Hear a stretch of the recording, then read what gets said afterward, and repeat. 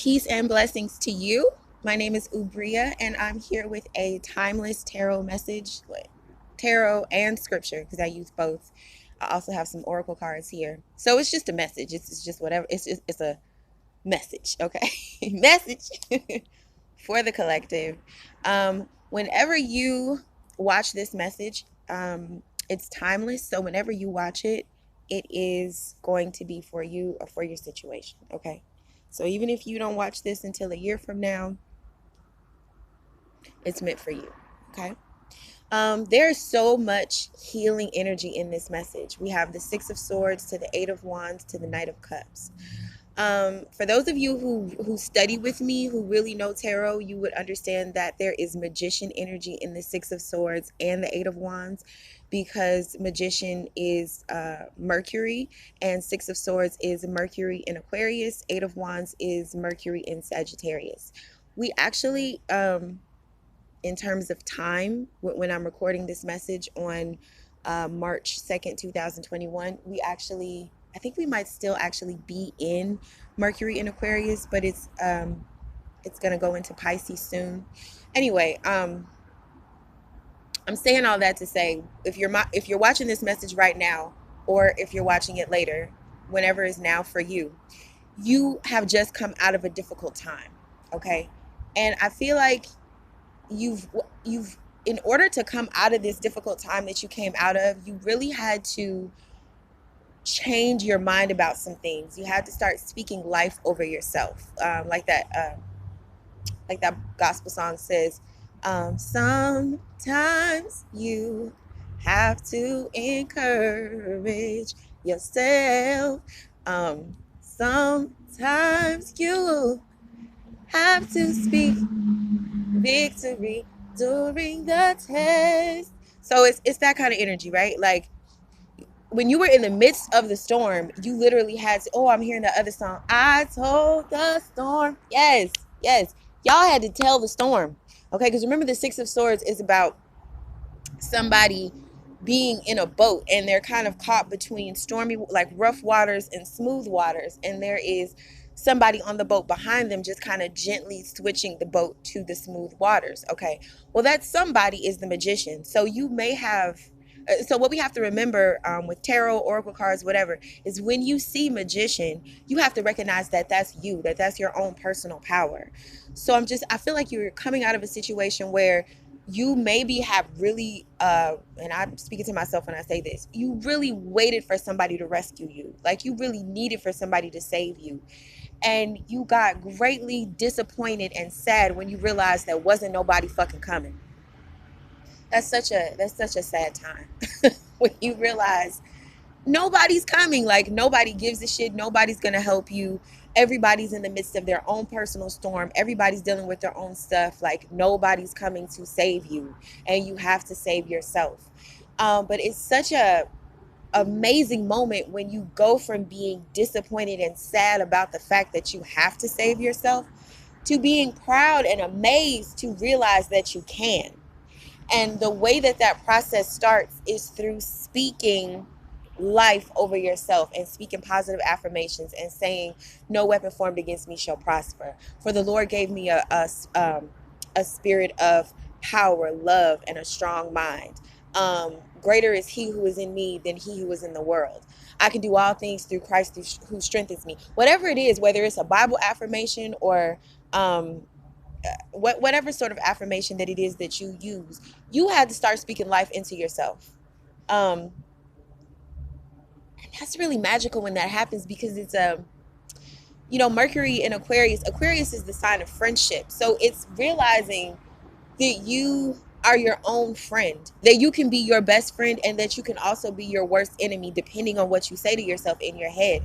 So you've recognized how important positive self-talk is, and how important it is to be kind to your own mind, right? So you did that, right? You did that. That was a situation. Now the obstacle that you may be facing right now is the ops, okay? Because whenever you get to a point where you start speaking positively to yourself and you start realizing that there ain't shit you can't do, if you tell yourself that you can do it, The devil don't like that. Like I'm using an oracle deck, and literally there's a card for Lucifer. That's the card that came out as the opposition. Um, Lucifer is not like, we look at the devil energy like he has horns and sulfur and demons and all that stuff. And there may be an actual devil like that somewhere on the earth, but that devil might not be our actual enemy. There's another devil that's way more slicker, that's handsome, attractive, alluring, and that devil works to answer your prayers before God can. Okay. Um, so what that devil looks like is, say you're in a situation where you might feel like you have to compromise yourself, where you have to compromise yourself to survive. This could be, okay, I'll give you an example. Say you a hoe. Now, don't laugh at me, y'all. Like, I mean, an actual prostitute. But the thing that we don't realize is that we are hoes. Like, you may look down on a woman who actually sells her coochie for money, but we are all hoes. The God calls us whores like 95,000 times. He calls, if you believe that you are like a biblical person and you believe that you're actually from the tribe of the Israelites or the ancient Jews or whatever, those particular people, God calls whores all the time. And it's because those people don't like to walk in faith. They are used to comfort, creature comforts. Don't forget the Israelites were enslaved by the Egyptians for like 400 years, where they got really used to all the modern advances of the Egyptians. So when it was time for them to leave those people because they were not being treated well, and it was time for them to go through the desert, one of the things that they complained about the most was just rough living. Like, damn, we gotta sleep in tents, because when we was working for the Egyptians, we had beds, we had perfume, we had deodorant. Like, not to say there's anything wrong with beds or perfumes or deodorant, but you have to look at like how easily you're sold, how easily you can be bought for the things that make you comfortable. You understand what I'm saying? So a lot of us are just hoes every day with our life. Like, we work jobs that we fucking hate, just like a hoe would sleep with somebody that she can't stand, because we want that paycheck, because that paycheck keeps us in the lifestyle through which we've become accustomed, and we don't want to be uncomfortable.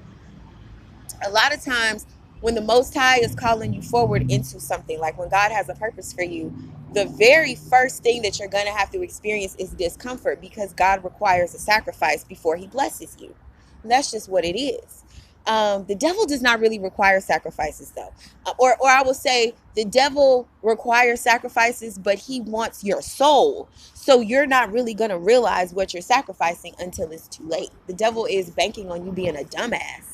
And you, beyond being a dumbass, just you being a person who lacks perseverance, who lacks discipline, and who lacks the wisdom to understand the benefit of like the reward on the other side of your difficult circumstances. Okay, so the example that I have is that say you are actual hoe, right? Like, say you're like a legit prostitute, and you, or a stripper, and you make like $1,000 a day doing what you do, but you've been to the clinic like 7 times. Luckily, you've never gotten a disease that actually like was fatal. um it was always things that you could cure, but you just feel disgusting. You just feel like no amount of money is worth the things that you have to do to live the lifestyle that you live. So you get to a point that you don't even want to live anymore. And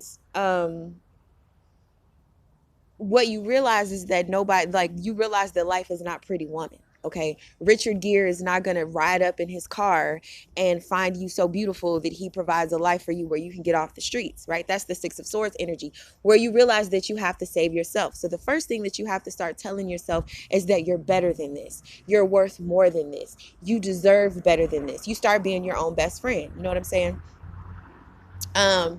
So that's a good thing, right? And so say you get a job at CVS, and maybe it only pays $15 an hour, which is not the thousands of dollars a day that you were used to making, but it you feel good about yourself at the end of the day, because you didn't have to do anything to compromise your morals or your integrity, right?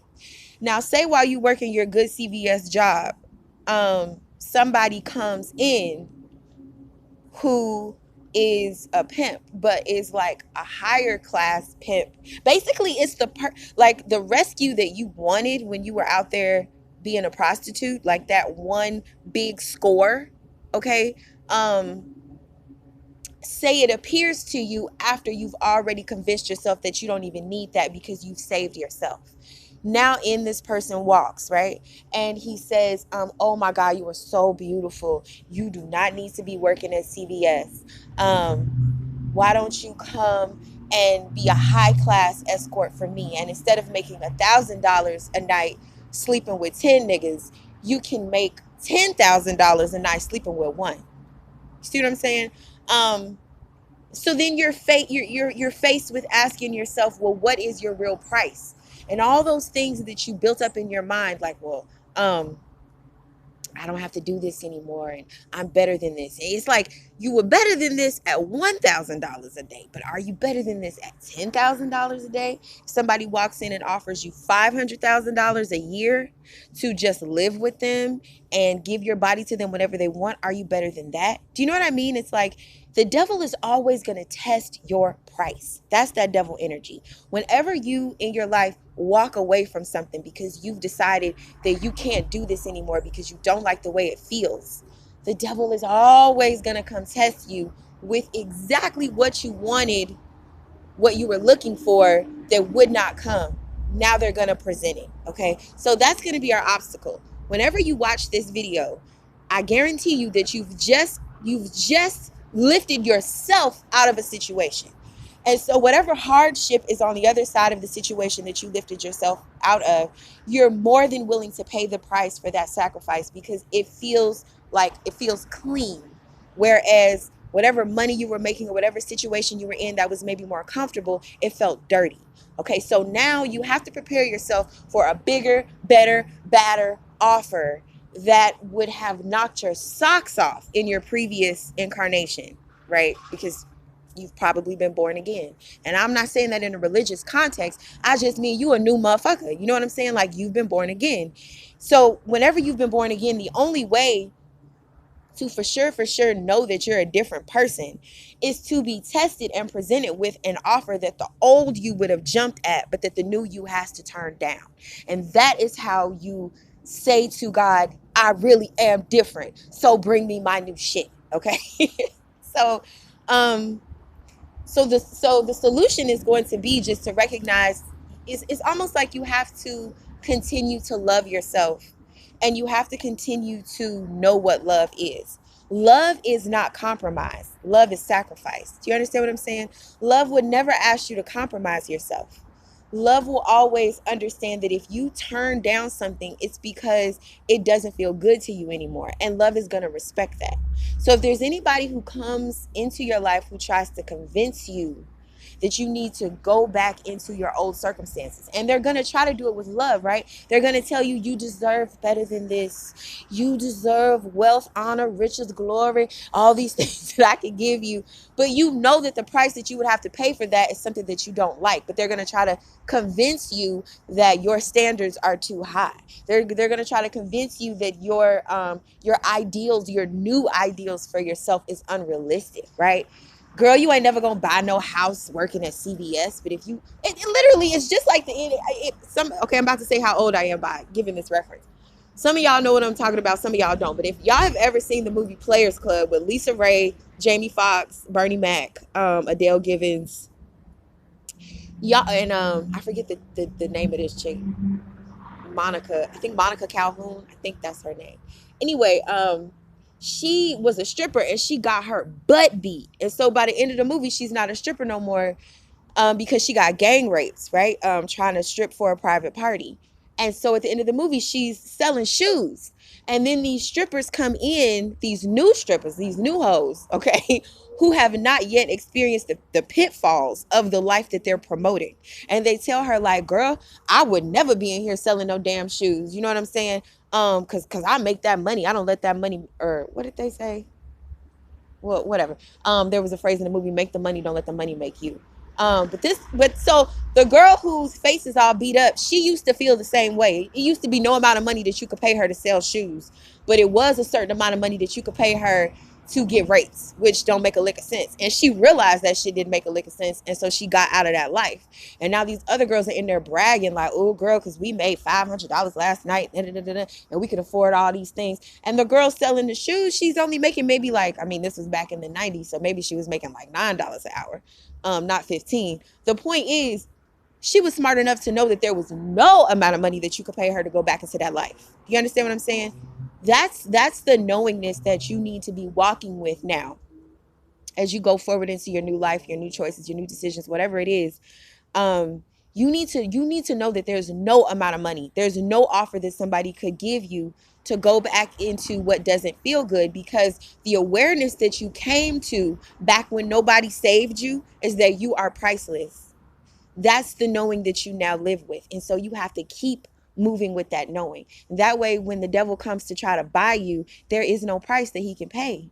Now, God can pay that price because God made you. You understand what I'm saying? But the devil most certainly cannot pay that price. And the devil wants from you see, you have to understand, the devil might offer you money, riches, glory, all that stuff, but what the devil really wants from you is your soul. And what I mean when I say your soul is he wants your tears, he wants your agony, he wants the ability to hear you cry out in despair, in feeling left alone, in feeling abandoned, like that feeling that you felt when you realized that nobody was going to come save you. The devil loved that shit. That's why nobody came to save you, because that was what the devil wanted you to do. Please believe, if the devil didn't want you to be in that energy, he would have sent somebody to save you. God's not going to send nobody to save you, because God wanted you to do what you did, which is to recognize that you and God are one, and that pain and despair of being abandoned and alone was an illusion. And that in the voice that began to speak life into you when you became your own best friend, that wasn't just you, that was the Most High. And that's the knowing that you now walk in. That was what helped you be born again. Do you see what I'm saying? So the devil wants to be able to tell God, look, I was able to convince her to forget about you. Um, when she only made $10 an hour, uh, you know, she remembered you, but all I had to give her was $100,000 to forget about you. You see what I'm saying? That's your soul. That's putting a price on your soul. That's what the devil wants you to do. So this reading is just to encourage you and to lift you up. Like, whatever decision that you made, it was the right one. When you spoke life into yourself and you encouraged yourself, that wasn't just you, that was the Most High with you. You have to understand, though, that decision is going to alert the ops that it's time for you to be tempted. So you cannot fall for that temptation. Remember that there is no price high enough for your soul. There's no price high enough for your inner peace. So whatever peace it is that you found on the other side of your struggle, don't trade that for nothing. You understand? It's priceless. Okay? So that's been your reading. My name is Oubria. Please subscribe to my channel if you haven't already. If you like this video, please give it a thumbs up. And if you would like a personal reading from me, that information will be in the description box below. Okay? Have a wonderful day. Peace.